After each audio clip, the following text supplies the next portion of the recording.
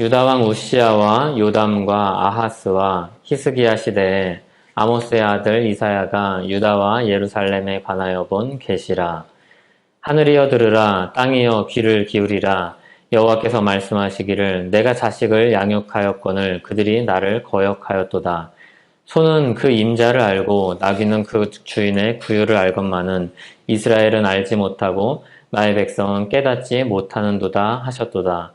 슬프다 범죄한 나라여 허물진 백성이요 행악의 종자여 행위가 부패한 자식이로다. 그들이 여호와를 버리며 이스라엘의 거룩하신 이를 만홀히 여겨 멀리하고 물러갔도다. 너희가 어찌하여 매를 더 맞으려고 패역을 거듭하느냐. 온 머리는 병들었고 온 마음은 피곤하였으며 발바닥에서 머리까지 성한 곳이 없어 상한 것과 터진 것과 새로 맞은 흔적뿐이거늘 그것을 짜며 싸매며 기름으로 부드럽게 함을 받지 못하였도다. 너희의 땅은 황폐하였고 너희의 성읍들은 불에 탔고 너희의 토지는 너희 목전에서 이방인에게 삼켜졌으며 이방인에게 파괴됨같이 황폐하였고 딸 시온은 포도원의 망대같이 참외밭의 원두막같이 애워싸인 성읍같이 겨우 남았도다. 만군의 여호와께서 우리를 위하여 생존자를 조금 남겨두지 아니하셨다면 우리가 소돔 같고 고모라 같았으리로다. 아멘. 오늘부터 이사야 말씀을 나누려고 합니다. 이사야서를 통해서 주님께서 우리에게 풍성한 은혜를 주시기를 소원합니다. 오늘은 이사야서를 시작하는 날이기도 하고 이사야서 책 구성 자체가 앞에 서론적으로 이렇게 하는 말씀이 있기 때문에 이사야서의 서론격으로 오늘 본문과 함께 이스라엘 역사를 다루겠습니다. 예, 그 말은 약간 이제 성경 공부 같은 느낌이 이제 들 거라는 이야기죠. 이사야서를 보면은 이제 선지자의 제일 앞에 있는 선지서인데, 제일 앞에 있어서 선지서의 스탠다드, 표준이 되기도 하고, 이사야서의 관점이 이제 뒤에 나온 선지서들에서 계속 나옵니다. 그리고 이사야서가 이제 분량이 많기 때문에 대선지서라고 불립니다. 이 대선지서는 신약성경에서 가장 많이 인용된 책입니다. 그리고 예수님께서도 많이 인용하신 말씀이고 누가복음에서 예수님께서 가장 먼저 가르치신 말씀이 이사야서이기도 합니다. 그만큼 신약성경 저자들에게 그 신약시대를 사는 사람들에게 잘 알려진 책이고 많은 관심을 받은 책입니다. 이사야서가 담고 있는 분량만 방대한 것이 아니라 내용과 역사가 이제 깊고 넓은데 죄 문제로부터 시작을 해서 하나님의 심판과 구원을 아주 세세하게 다룹니다. 그리고 오실 메시아와 그리고 올 주님의 나라와 그 통치 그리고 새하늘과 새 땅을 이야기하기 때문에 많은 사람들이 이 선지자의 예언을 기억하고 이 선지자의 예언이 어떻게 성취될 것인가 이것을 아마 관심 있게 지켜본 것 같습니다. 이사야의 이름은 이런 이사야서의 전체 주제를 잘 보여주는 이름인데 잘 어울리는데 이사야의 뜻은 여호와께서 구원하신다 또는 여호와의 구원 이렇게 이런 의미를 가지고 있습니다. 이사야서는 심판의 메시지를 많이 다루기 때문에 심판의 책이다 이렇게 우리가 주목해서 볼 수 있지만 하지만 주님의 주님의 더 깊은 관심, 주된 관심은 하나님의 구원에 있습니다. 1절에서 보면 이사야서는 아모스의 아들이라 이렇게 이야기를 합니다. 근데 참고로 여기서 아모스는 선지자 아모스와는 다른 사람입니다. 번역을 하면서 둘 다 아모스가 됐는데 원래 발음은 사실 여기 나오는 아모스는 아모츠이고 선지자 아모스는 아모스입니다. 그러니까 철자가 전혀 다르기 때문에 이렇게 헷갈릴 필요가 없는 사람입니다. 참고로 기억해 두시기 바랍니다. 이사야서는 유다와 예루살렘에 관하여 본 계시라 이렇게 시작을 합니다. 이스라엘이 두 나라로 나뉘어졌는데 남유다와 북이스라엘로 나뉘어졌습니다. 근데 그 중에서 남유다를 중심으로 한 계시입니다. 북이스라엘이나 다른 나라에 대한 내용도 이 이사야서 안에 포함이 되어 있지만 이사야서의 주된 관심은 그리고 이사야의 활동 무대는 남유다입니다. 하나님께서 이사야서에서 관심을 두고 있는 나라도 남유다입니다. 그리고 여기에 보면 이제 좀 읽다 보면 헷갈리는 부분이 있는데 어디는 이스라엘이라고 그러고 어디는 유다라고 그러고 어디는 예루살렘이라고 이야기를 합니다. 근데 대부분 유다를 가리킨다고 보면 되겠습니다. 예루살렘은 이스라엘의 수도입니다. 남유다를 가리키는 또 다른 표현으로 여기서 등장을 하는데 특별히 하나님께서 약속하신 땅이기 때문에 이스라엘 사람들에게 특별히 유다 왕조, 하나님께서 약속하신 그 왕조를 이어가고 있는 유다 사람들에게는 더 특별한 곳이었습니다. 북이스라엘 사람들은 자신의 생각을 따라서 떠났지만 유다 사람들은 예루살렘을 지키고 성전이 이곳에 있고 언약궤가 그 안에 있었기 때문에 특별한 하나님의 약속의 땅 중에서도 아주 중심인 곳이 바로 이 예루살렘이었습니다. 하나님께서 함께 하시고 하나님께서 복을 주신다는 증거가 바로 예루살렘이었습니다. 그래서 그만큼 예루살렘에 이 유다 사람들은 지나친 기대를 가지고 있었고 막연한 소망을 가진 곳이기도 했습니다.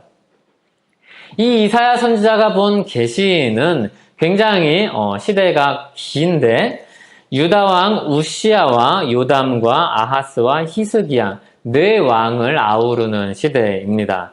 굉장히 긴 기간인데 이 왕들의 활동 시기만 봤을 때는 이제 100년이 넘는데 이 왕들이 있었던 시기 100년 전체를 이사야서가 활동하지 않았을 것이고 이제 자기 그 수명이라든지 이제 좀 나이가 들어서 활동을 시작했을 것이기 때문에 대략 50년 정도로 계산을 합니다.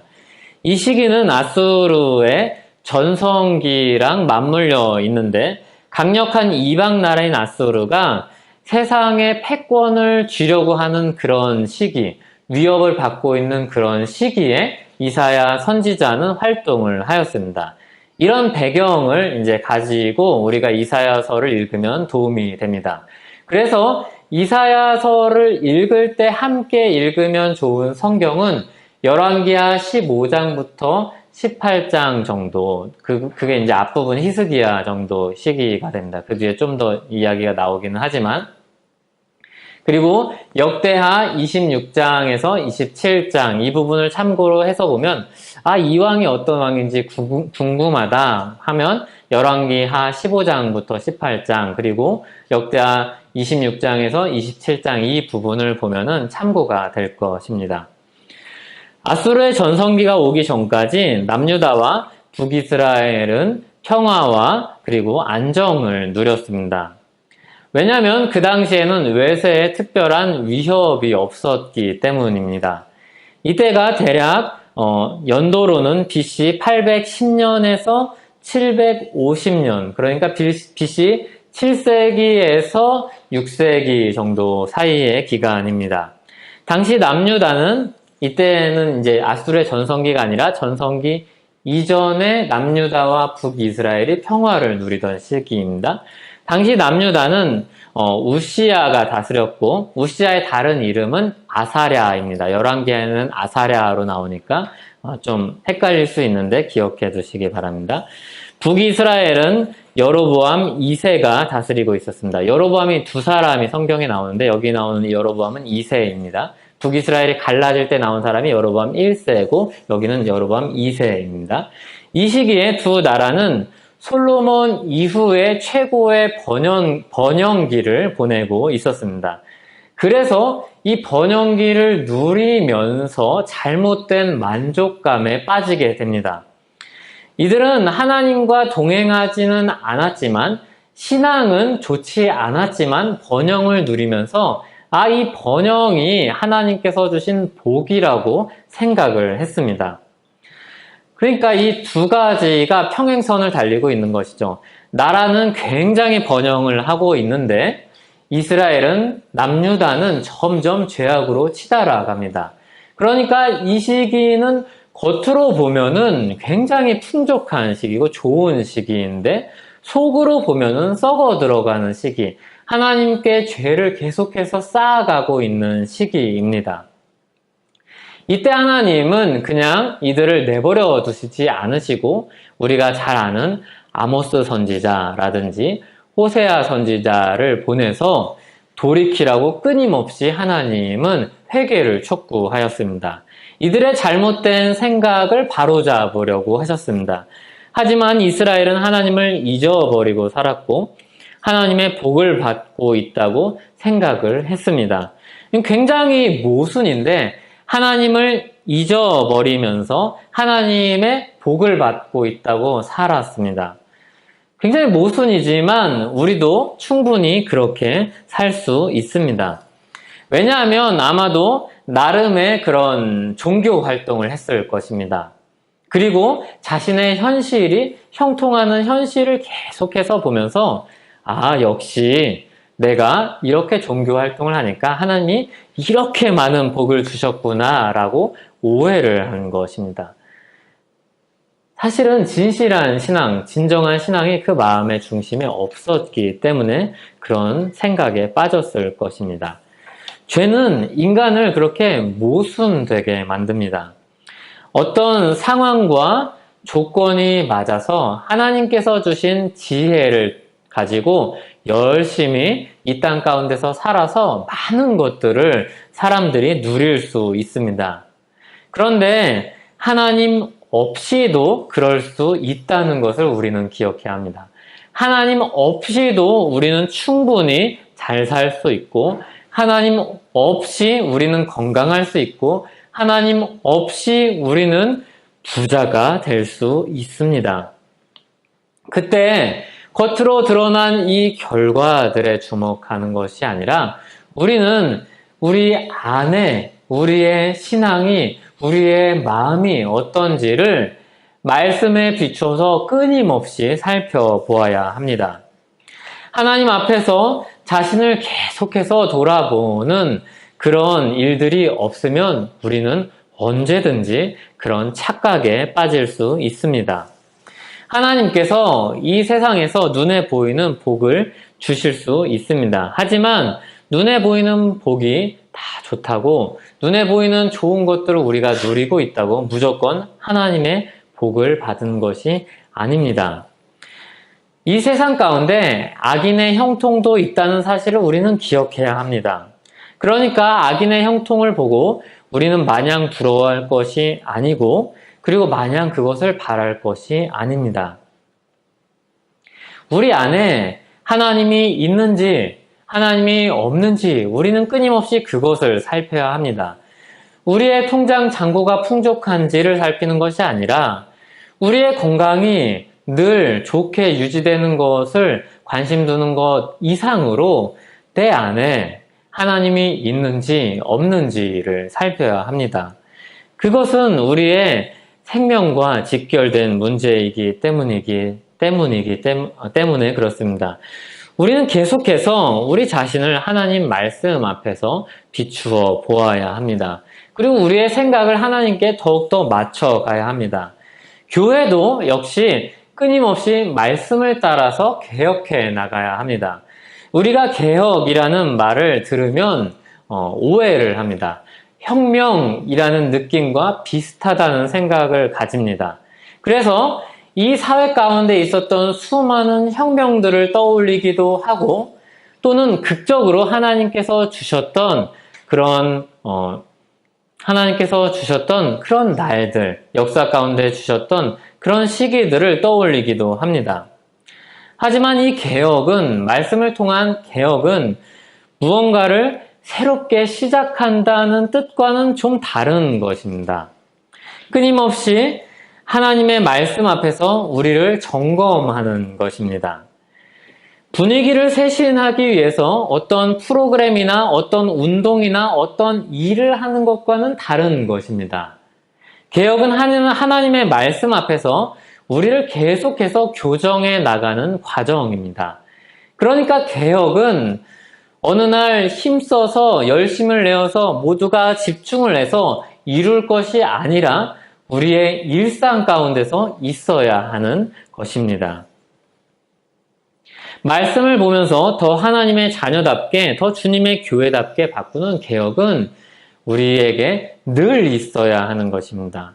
그게 늘 없으면 우리는 언제든지 이 유다처럼, 이 북이스라엘처럼 모순된 처지에 빠질 수 있습니다. 만일 하나님을 의지하는 마음과 삶에서 우리가 떠나면 우리는 누구든지 여로보암이 될 수 있고, 누구든지 북이스라엘이 될 수 있고, 누구든지 남유다가 될 수 있습니다. 우리의 교회도 언제든지 하나님의 말씀을 떠날 때, 우리의 마음이 하나님을 떠날 때 그렇게 될 수 있습니다. 신명기 8장을 보면 하나님께서 이스라엘에게 가나안 땅에 들어가기 전에 말씀을 하십니다. 가나안 땅에 들어가서 하나님을 잊어버리지 말라 이렇게 말씀하십니다.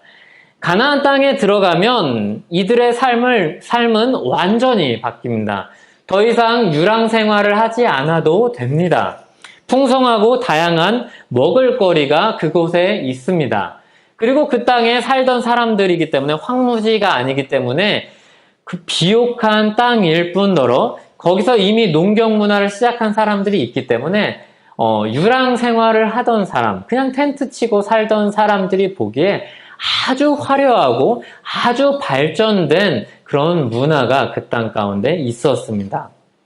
하나님의 은혜로 그 땅 가운데 들어가는데, 하나님의 은혜로 그 땅 가운데서 풍성한 삶을 살게 되는데, 그때 구원하신 하나님을 잊지 말라고 하나님은 미리 말씀을 하십니다. 눈앞에 보이는 것들에 마음이 매몰되면 하나님을 쉽게 우리는 잊어버립니다. 거기서 무엇이 싹트는가 하면 교만이 싹트고 열매를 맺습니다. 우리 마음 가운데, 사람들의 마음 가운데 우리에게 주어진 것들이 우리의 수고와 열심과 지혜로 얻었다는 그런 생각에 빠지게 됩니다. 그리고 그 결과는 계속해서 그 가운데서 사는 그 결과는 멸망입니다. 신명기 8장 11절에서 20절이 좀 길지만 제가 읽어드리도록 하겠습니다. 내가 오늘 내게 명하는 여호와의 명령과 법도와 규례를 지키지 아니하고 내 하나님 여호와를 잊어버리지 않도록 삼가할지어다. 내가 먹어서 배부르고 아름다운 집을 짓고 거주하게 되며 또 내 소와 양이 번성하며 내 은금이 증식되며 내 소유가 다 풍부하게 될 때에 내 마음이 교만하여 내 하나님 여호와를 잊어버릴까 염려하노라. 여호와는 너를 애굽 땅 종되었던 집에서 이끌어내시고 너를 인도하여 그 광대하고 위험한 광야 곧 불뱀과 전갈이 있고 물이 없는 간조한 땅을 지나게 하셨으며 또 너를 위하여 단단한 반석에서 물을 내셨으며 내 조상들도 알지 못하던 만나를 광야에서 내게 먹이셨나니 이는 다 너를 낮추시며 너를 시험하사 마침내 내게 복을 주려 하심이었느니라. 그러나 내가 마음에 이르기를 내 능력과 내 손의 힘으로 내가 이 재물을 얻었다 말할 것이라.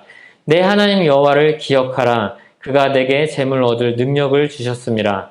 이같이 하심은 내 조상들에게 맹세하신 언약을 오늘과 같이 이루려 하심이니라. 내가 만일 내 하나님 여호와를 잊어버리고 다른 신들을 따라 그들을 섬기며 그들에게 절하면 내가 너희에게 증거하노니 너희는 너희가 반드시 멸망할 것이라. 여호와께서 너희 앞에서 멸망시키신 민족들 같이 너희도 멸망하리니 이는 너희가 너희의 하나님 여호와의 소리를 청종하지 아니함이니라. 이 말씀을 보면 앞서 말씀드린 내용이 다 들어 있습니다. 하나님께서 가나안 땅에 들어갔을 때 있을 위험 요소를 일러주시고 하나님께서 그동안 베푸신 은혜의 역사들을 설명하십니다. 그리고 잊지 말라고 하시고 그리고 기억하라고 하시고 만약에 그런 문제, 그런 죄에 빠질 때 왜 그렇게 그런 문제에 빠지는가 하면 너희가 너희 하나님 여호와의 소리를 청종하지 아니함이라고 이야기를 합니다. 그러니까 하나님의 음성을 하나님의 말씀에 귀 기울이지 않으면 언제든지 그런 오류에 그런 죄에 빠질 수 있게 됩니다. 사람은 죄성을 가지고 있습니다. 그래서 사람들은 이런 말씀을 들을 때 오히려 하나님께서 이렇게 나를 복된 길로 인도하셨구나, 나를 이렇게 복된 자리에서 살게 하시는구나 생각하지 않고 이 신명기 말씀이라든지 그리고 이사야서 말씀을 들으면 이런 생각을 합니다. 불만을 가집니다. 하나님이 사람들의 자유를 제한한다고 생각합니다. 하나님은 사람들을 억압하는 신이라고 이야기를 합니다. 하나님이 자신의 울타리 안에 사람들을 가두어 둔다고 생각을 합니다. 이런 방식에 불평하는 마음을 가집니다. 하나님께만 묶어두려는 이런 방식이 사람의 죄성을 가진 사람들은 싫습니다. 아담이 타락한 이후로 모든 사람은 자신이 모든 것을 주관하려고 합니다. 잘 생각해 보십시오. 언제 화가 납니까? 내 마음대로 안 될 때 화가 납니다. 언제 불안합니까? 내 현실이 내일이 예측할 수 없고 통제할 수 없을 때 우리는 불안감을 가집니다. 사람들이 흔히 말하는 자유는 무엇입니까? 내가 내 마음대로, 내 뜻대로, 내가 하고 싶은 대로 하는 겁니다. 그런데 성경은 자유를 가지고 있지만 그 자유를 가지고 하나님 안에서 하나님께 묶여서 살라고 말씀합니다. 사실 하나님 안에 우리가 묶여 있다는 것은 복입니다. 하나님이 생명의 근원이시기 때문입니다. 하나님께서 우리에게 모든 복을 주시기를 기뻐하시기 때문입니다. 하나님께서 선하신 분이시기 때문입니다. 하나님은 우리와 함께 하시면서 우리를 괴롭히는 분이 아니고 우리를 불평하게 하는 분이 아니고 우리를 불편하고 고통스럽게 하는 분이 아닙니다. 하나님은 그래서 하나님을 떠나면 자유를 얻는 게 아니라 모든 것을 잃습니다. 하나님을 떠나면 생명을 잃습니다. 생명이 끊깁니다. 하나님을 떠나면 하나님이 주신 모든 복을 박탈당합니다. 하나님을 벗어나면 혼란과 절망뿐입니다. 선과 악을 분별할 줄 알았는데 오히려 선이 무엇이고 악이 무엇인지 알 수 없는 삶을 살게 되었습니다. 오히려 불분명해졌습니다. 하나님을 떠나니까 기준이 없어졌습니다. 너도 선이라고 이야기하고 나도 선이라고 이야기를 합니다. 그래서 혼란스럽고 고통스럽고 그리고 죽음을 향해서 가는 삶을 우리가 살게 되었습니다. 아담 이후 모든 사람들은 죄에 빠져 있습니다. 인생의 모든 괴로움은 거기서 출발합니다. 생명의 근원이시며 선하신 하나님 밖으로 나가면서 생긴 문제들입니다. 그런데 하나님은 그들을 다시 집으로 불러들이시고 용서하시는 은혜를 주시는 분입니다. 이걸 잊을 때 인생은 한없이 괴로워집니다. 그리고 이것을 기억할 때 복된 삶을 살 수 있습니다. 하나님은 죄의 괴로움 가운데 사는 사람들을, 이스라엘을, 유다를 부르십니다. 다시 복된 삶으로 돌아오도록 선지자를 보내서 촉구하십니다. 그러나 남유다와 북이스라엘은 이 번영기를 누리면서 그 복되신 하나님을 잊었습니다. 자신들이 누리는 복이 하나님이 주신 것이라고 생각했습니다. 그들의 삶은 멸망으로 가고 있었지만 깨닫지 못하고 있습니다. 죄가 그들의 눈을 가리고 죄가 그들의 귀를 막았기 때문입니다. 마음을 굳게 하였기 때문입니다. 하나님의 말씀을 보지 못하고 하나님의 말씀을 듣지 못합니다. 그 결과가 이사야서 1장부터 나오는 남유다의 문제입니다. 남유다와 북이스라엘 두 나라는 하나님 없이 이런 번영기를 보냅니다. 그리고 이 BC 810년에서 750년까지 착각과 죄악에 빠져 삽니다. 그때 하나님께서 선지자를 보내서 그들을 깨우치려고 하십니다. 그런데 이들은 자신에 취해서 하나님의 말씀을 듣지 않습니다. 그리고 BC 745년에 750년까지였는데 745년에 아수르 왕 디글랏 빌레셀, 이름이 굉장히 어려워요. 디글랏 빌레셀, 실제로는 3세가 즉위합니다. 그러니까 3세니까 원래 본명이 있었겠죠. 열왕기하에는 불이라는 본명으로 나옵니다. 그래서 아마 불이 본명이고 디글랏 빌레셀이 왕명이었을 것입니다. 이 디글랏 빌레셀이 아수르 나라를 재정비하고서 나라를 더 크게 만들려는 욕심을 갖습니다. 그래서 서쪽으로는 어디까지 바라보는가 하면 애굽까지 바라봅니다. 이 아수르 나라가 동쪽에 있고 서쪽에 애굽까지 바라보는데 그 길목에 누가 있냐면 북이스라엘과 남유다가 있습니다. 물론 이제 블레셋도 있죠. 이 동북 쪽에서 내려오는 아수르에 의해서 북이스라엘은 BC 722년에 멸망을 하게 됩니다. 그때 아수르 왕은 디글랏 빌레셀이 아니라 살마네셀이었습니다. 아수르에 의해서 북이스라엘 멸망은 이미 50년 전에 아까 이야기한 아모스 선지자랑 호세아 선지자를 통해서 예언되었던 말씀이었습니다. 하나님의 말씀을 듣지 않고 돌이키지 않은 북이스라엘의 역사가 그리고 종말을 맞이하게 됩니다. 이게 이제 북이스라엘이고 우리의 관심은 남유다라고 했습니다. 남유다는 이런 아수르의 위협 가운데 외교적인 판단을 내려야 합니다. 강한 나라가 주변에 이제 점점 세력을 확장하고 있습니다. 그러면 그 가운데서 자신을 이제 유지하기 위해서 자신의 나라를 지키기 위해서 외교적으로 어떻게 정책을 펴야 될지 고민을 하고 회의를 하게 됩니다. 이 말은 큰 나라면 자신의 힘을 이제 키워서 이 나라를 대응하겠지만 작은 나라라면 누군가의 힘을 빌려야 된다는 이야기입니다. 그래서 유다는 어느 편에 서야 될지를 끊임없이 고민을 합니다. 그래서 왕이 바뀔 때마다 이쪽 편에 섰다가 이쪽 편에 섰다가 하는 모습을 보입니다. 그리고 이 남유다가 실제로 하나님 편에 섰던 적은 더 이렇게 온 민족이 하나님 편에 섰던 적은 엄밀히 따지면 없습니다. 하나님 편에 서야 했는데 하나님 편에 서라고 수많은 선지자를 통해서 하나님은 말씀을 하시는데 하나님 편에 서지 않고 때로는 아수르 편에 서고 때로는 애굽의 이집트의 편에 서고 때로는 동맹을 맺고 때로는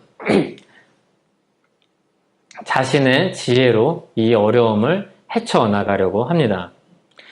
우시아는 BC 740년까지 다스리는데 아까 디글랏 빌레셋이 745년부터 확장하는 정책을 폈는데 우시아가 BC 740년까지 다스리는데 이 디글랏 빌레셋이 세력을 넓히던 시기에 이제 초창기에 속합니다. 우시아는 여호와 보시기에 정직한 왕으로 평가가 됩니다. 그런데 이 우시아가 강성해졌을 때 우시아는 교만합니다. 그래서 악을 행해서 하나님 앞에 범죄하는데 무슨 악을 범하냐면 하나님의 성소로 들어갑니다. 그리고 직접 자기가 분향을 하죠. 여기 말씀해 보면 옆에 있는 제사장들이 이 우시아를 말립니다. 붙잡습니다. 나가야 된다고 이야기합니다. 그런데 아주 교만한 이 우시아 왕이 강성하여져서 처음엔 하나님을 의지하였는데 하나님이 치심으로 그래서 이마에 문둥병인 나병이 시작이 됩니다. 그래서 평생을 나병 환자로 살아갑니다. 금방 죽지는 않았기 때문에 별궁에서 지내면서 자기 아들 요담을 앞에 세워서 실제 이제 통치를 하게 됩니다. 그러니까 평생 그렇게 살게 됩니다. 요담을 대리로 다스리는 그런 삶을 산 사람이 바로 우시아입니다. 그리고 우시아가 죽고서 정식으로 요담이 왕이 됩니다. 요담은 부족한 면이 있었지만 여호와 보시기에 정직히 행한 왕으로 평가가 됩니다. 그 때문에 점점 강하여집니다. 그리고 성전에 들어가지 않습니다. 이게 자기 아버지를 보았기 때문에 지나친 행동이라고 할 수 있죠. 성전에 들어가지 않습니다. 성소에 들어가는 것이 아니라 성전에 들어가지 않습니다.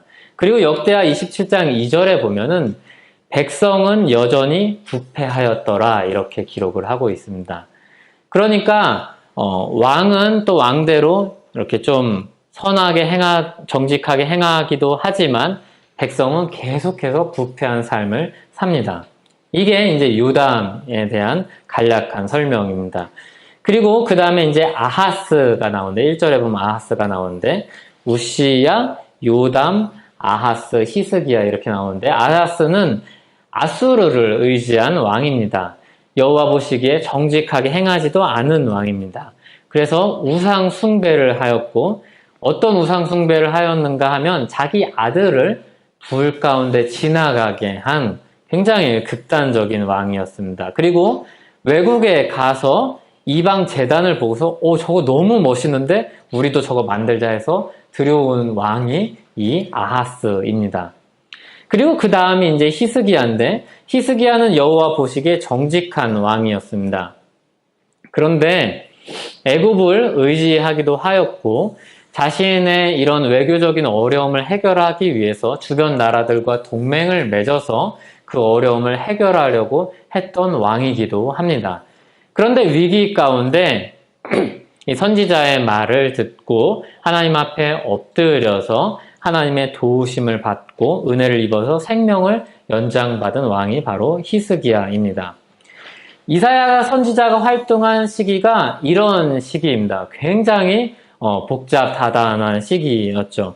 아수르의 전성기에 그리고 남유다의 4명의 왕들의 역사 가운데 이 이사야 선지자가 있습니다.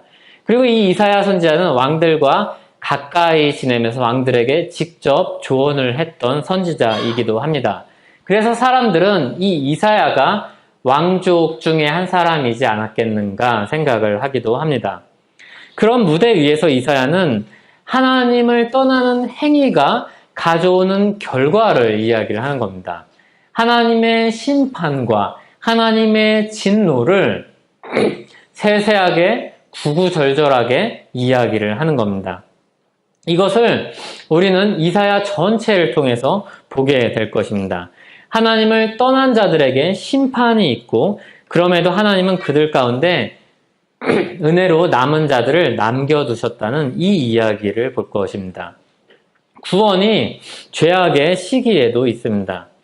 오히려 하나님은 이런 죄악의 시기에도 더 한 사람이라도 더 많은 백성을 구원하시기를 바란다는 것을 우리는 보게 될 것입니다. 그런데 모든 사람들이 다 그 구원의 은혜로 나아오지는 않습니다. 이사야 선지자의 사명은 그런 것입니다. 다 하나님께로 나아오지 않고 부패하여서 하나님의 역사를 따르지 않고 하나님의 말씀에 귀를 기울이지 않는 백성들에게 하나님의 말씀을 전하는 역할을 이사야 선지자가 맡고 있습니다. 마치 우리가 복음을 전할 때 그 대상의 반응이 좋든지 안 좋든지 상관이 없이 주님의 복음을 전해야 하는 것과 같습니다. 이사야 선지자의 사명은 이 대상들의 반응을 보고 이 대상들의 반응이 좋지 않으니까 좀 이렇게 순화시켜서 심판이 아니라 하나님이 잠깐 때렸다가 회복시킬 거라고 얘기를 하자 그런 사명을 받지 않고 하나님께서 말씀하신 것을 전달하는 사명을 받았습니다. 우리가 하나님께서 주신 복음을 전하라는 사명을 받은 것과 아주 유사하죠. 복음을 전할 때는 복된 소식이지만 늘 우리는 죄를 말해야 됩니다. 죄가 있기 때문에 복된 소식이기 때문입니다. 죄 문제를 해결해야지 그것이 복음이기 때문입니다. 이 죄와 하나님의 구원을 함께 말하라는 사명을 이사야 선지자가 받고 있습니다.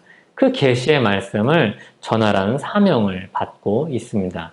그리고 우리는 이와 유사하게 이사야의 계시의 말씀은 직접적으로 우리에게 오지 않았지만 이사야서가 받은 것처럼 우리는 하나님의 계시를 받지는 않지만 계시의 말씀인 성경을 통해서 우리는 이 말씀이 우리 삶의 표준이 되고 이 복음이 우리가 전해야 될 말씀이라는 그런 사명을 가지게 됩니다. 하나님 앞에서 정직하게 행하는 왕들도 있었지만 이사야서 1장에서 말하는 이스라엘의 평가는 전체적인 평가는 그 결과는 이렇습니다. 이스라엘이 여호와를 버렸다. 그 결과로 이스라엘은 상했고 황폐하게 되었다. 이것이 이사야서 1장의 평가입니다. 하나님은 하늘과 땅, 모든 온 자연을 불러서 하늘과 땅을 불러서 이스라엘의 범죄를 고발하십니다. 하나님이 이스라엘을 고발하시는 말씀을 듣기 위해 하늘과 땅이 부름을 받습니다. 이스라엘의 죄는 소와 나귀도 못한 문제였습니다. 그러니까 우리 정서로 따지면 개만도 못한 것입니다. 그런 표현인 것이죠. 당시 소와 나귀는 미련한 동물로 여겨졌습니다. 그런데 그런 소도 자기 임자를 안다는 것입니다. 그런 나귀도 자기 밥그릇을 안다는 것입니다. 그런데 이스라엘은 하나님을 모른다는 것입니다. 하나님에 대해서 무지하다는 것입니다. 하나님께서 그들을 양육하고 기르시는 아버지였는데 그 하나님을 모르고 그 하나님을 거역했다고 이야기를 했습니다. 그래서 그들은 범죄한 나라고 허물진 백성입니다. 행악의 종자 씨앗이며 행위가 부패한 자식입니다. 그들은 여호와를 버렸고 이스라엘의 거룩한 일을 만홀히 여겨 멀리 물러갔습니다. 하나님을 멀리 떠났습니다. 만홀히 여긴다는 말은 우리가 평소에 쓰지 않는 말인데 업신 여긴다는 말입니다. 그러니까 상대방을 대하는 태도가 생각나는 대로, 내키는 대로, 자기 마음대로 한다는 것입니다. 우리는 우리보다 연배가 높은 사람만 만나도 그렇게 마음 내키는 대로 업신 여기지를 않습니다.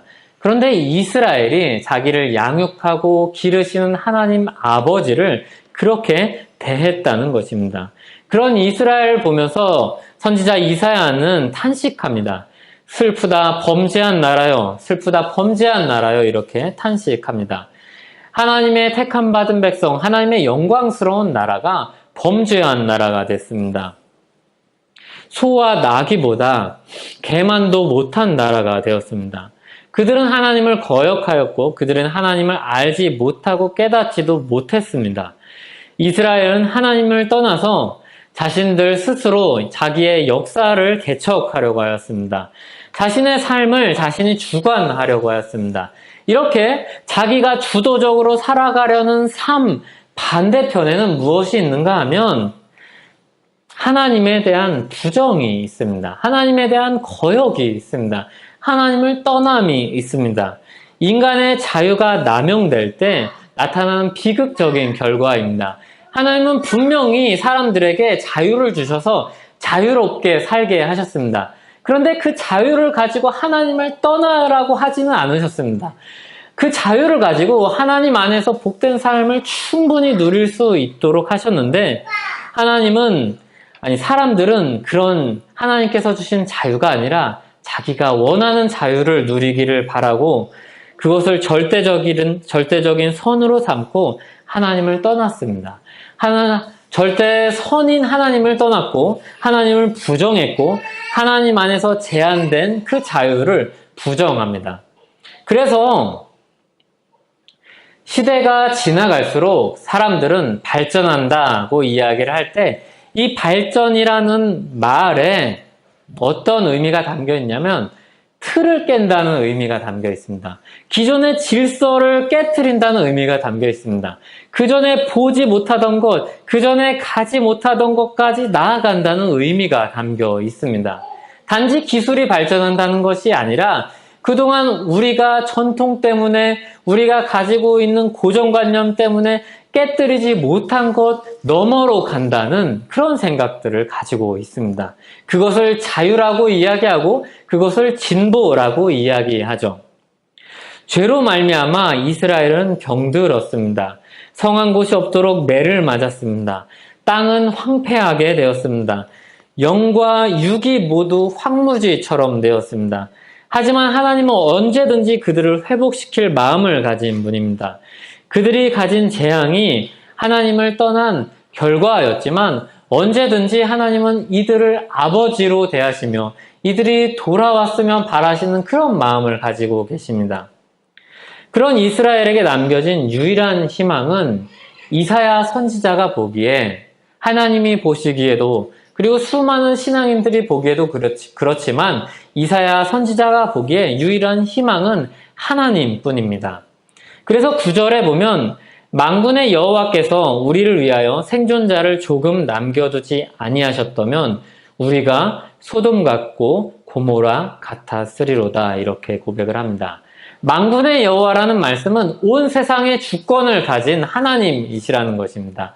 하늘과 땅을 불러서 이스라엘의 죄악을 고발하실 수 있는, 하나님만 하실 수 있는 그런 만군의 여호와께서 우리를 위해서 생존자를 남겨두셨음을, 그리고 주님께서 은혜를 베푸셨음을 이사야서는 바라보는 것입니다. 이 은혜가 없으면, 그 하나님이 없으면, 그 희망이 없으면 우리는 언제든지 이미 소돔과 고모라처럼 멸망해도 괜찮을 만한 그런 사람들이라는, 그런 나라라는 마음을 가진 것입니다. 물론 이사야는 살아서 그런 희망의 결과를 보지는 못합니다. 직접 살아서 그런 하나님의 복된 그런 남은 자들, 그런 현실을 보지는 못합니다. 하지만 하나님의 은혜 가운데, 하나님의 계시 가운데 그 남은 자, 그 하나님의 은혜를 보는 것입니다. 이사야는 이스라엘에게 철저하게 희망이 없다는 사실을 압니다. 이사야는 하나님께만 소망이 있다는 것을 압니다. 그리고 믿음으로 하나님만을 바라보고 있는 것입니다. 하나님의 은혜를 기대하는 것입니다. 하나님이 사람을 남겨두시지 않았다면 우리는 다 죽었을 것이다, 다 소돔과 고모라처럼 멸망했을 것이라는 그것을 너무나도 잘 아는 것입니다. 그리고 선지자로서 그 역사에 서 있는 것입니다.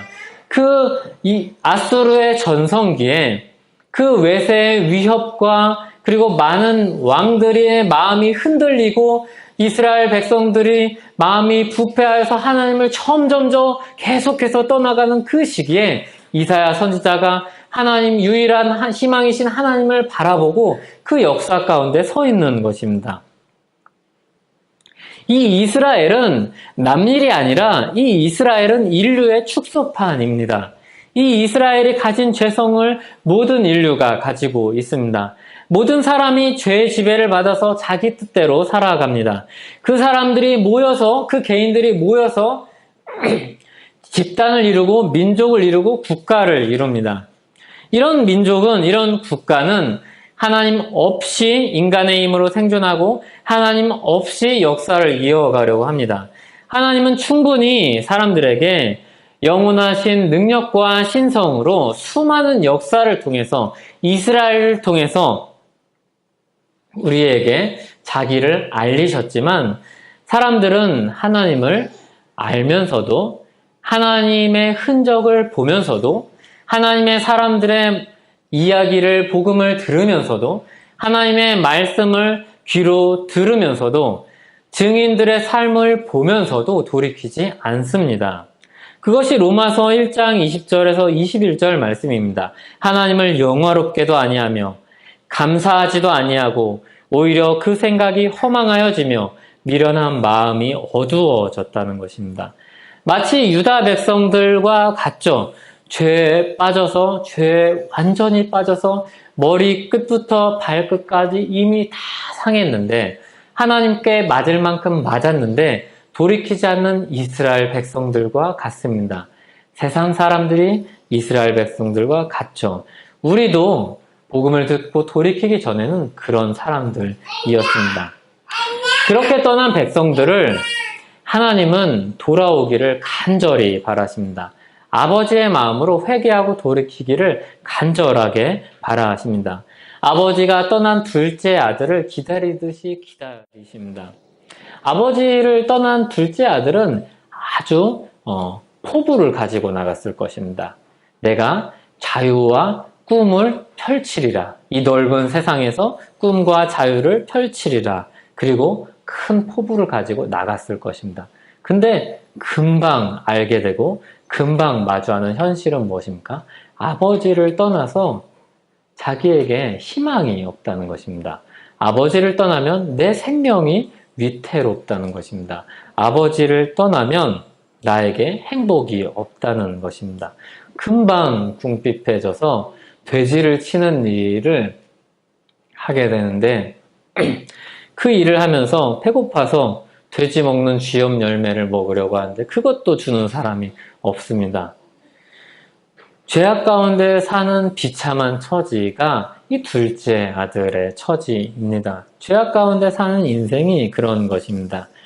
자유와 꿈이라는 포장지로 자신의 인생을 싸고 있지만 그 속은 썩은 냄새가 나는 다 헛것입니다. 하나님이 없는 곳은 허망합니다. 그리고 둘째 아들은 차라리 아버지의 종으로 살겠다 해서 돌아갑니다. 그때 아버지가 돌아오는 둘째가 멀리 있는데도 한눈에 알아보죠.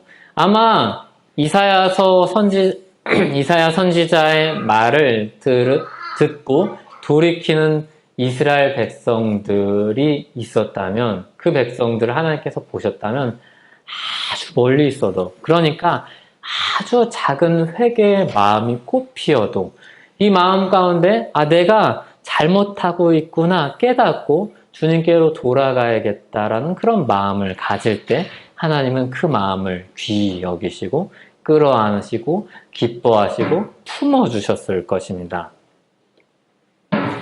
돌아오기를 바라고 매일매일 둘째가 떠난 곳을 바라보았던 아버지가 둘째 아들을 맞아주었던 것처럼 하나님은 계속해서 아버지의 마음으로 죄악으로 치닫는 이스라엘 백성들과 인류를 보고 계십니다.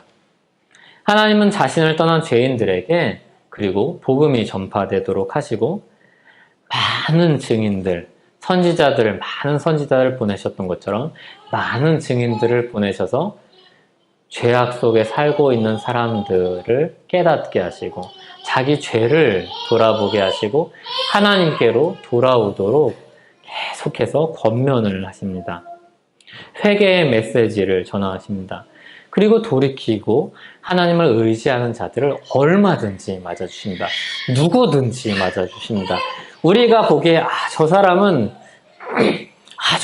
도저히 천국에 갈 수 없을 거라고 생각하는 사람, 저 사람은 도저히 희망이 없다고 생각하는 사람까지도 맞아 주십니다. 유일한 희망이 하나님이라는 사실은 누구든지 희망을 가질 수 있다는 말이기도 합니다. 이사야 선지자는 이스라엘에게 희망이 없다는 것을 깨닫습니다. 그리고 유일한 희망이신 이스라엘의 거룩하신 일을 바라봅니다. 그리고 그분이 남기신 은혜, 그분이 남기신 사람들을 계시의 말씀을 통하여서, 계시를 통하여서 봅니다. 주님께서 은혜를 베푸시지 않았다면 소돔과 고모라처럼 아무도 남지 않았을 사람들을 봅니다. 거기서 주님의 은혜의 구원 역사를 발견합니다.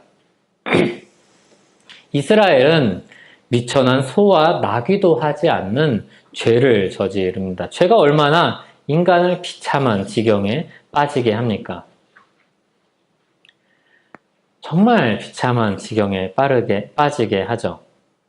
깊은 죄에 빠지게 합니다. 그 죄에서 우리의 힘으로는 나올 수 없습니다. 유일한 희망은 하나님께만 있습니다. 그 유일한 희망이 예수 그리스도 안에서 우리에게 풍성하게 나타났습니다.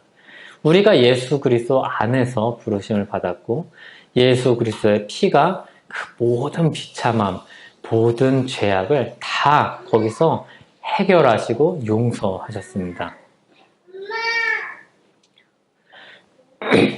그러므로 우리가 이사야서를 보면서 그냥 먼 이야기, 남 이야기, 망한 나라 이야기라고 생각할 것이 아니라 인류의 이야기를 보고 우리가 구원받기 이전의 모습을 발견을 하고 그리고 우리가 어떤 은혜를 받았는지 생각해 보시기 바랍니다. 우리는 예수 그리스도의 복음으로 소돔과 고모라처럼 멸망하지 않고 구원의 길로 들어선 주님의 교회입니다. 우리는 하나님께서 찾으신 생존자이고 하나님께서 맞아주신 남은 자입니다. 전적인 부패 가운데 예수 그리스도의 피로 용서받고 구원받은 사람들입니다. 이스라엘의 부패한 역사를 고발하시는 하나님의 말씀을 통해서 우리의 죄성을 깊이 보시기 바랍니다. 비참한 죄의 수렁에서 하나님의 극심한 진노에서 우리가 구원받았다는 사실을 기억하시기 바랍니다. 이 부패성을 깊이 알면 알수록 역설적으로 우리는 하나님의 은혜를 깊이 알게 될 것입니다. 왜냐하면 우리는 괜찮은 사람 중에 복음을 듣고서 돌아왔다고 생각하기 때문입니다. 그렇게 말은 하지는 않지만 그렇게 느끼기 때문입니다. 그거를 언제 발견하는가 하면 극악무도한 죄인을 보고서 욕을 할 때 우리는 그것을 발견합니다. 저 사람은 구원받을 사람이 아니라고 욕을 하고 저주를 할 때 그것을 발견합니다. 왜냐하면 우리도 그렇게 희망 없는 사람들이었는데 유일한 희망이신 하나님께서 우리 밖에서 구원의 은혜를 베푸셨기 때문입니다. 죄를 깊이 아는 만큼 우리는 은혜를 깊이 알 수 있습니다. 거룩하신 하나님께로 더 가까이 가서 주님의 은혜를 깨닫는 저와 여러분 되시기를 바랍니다. 함께 기도하겠습니다. 하나님 아버지, 우리가 이사야서 말씀을 통하여서 죄의 무서움과 비참함과 그리고 모든 사람이 그 죄 가운데 산다는 것을 보게 됩니다. 주님, 우리는 특별한 사람이 아닙니다. 주님, 우리는 좀 나은 사람이 아닙니다.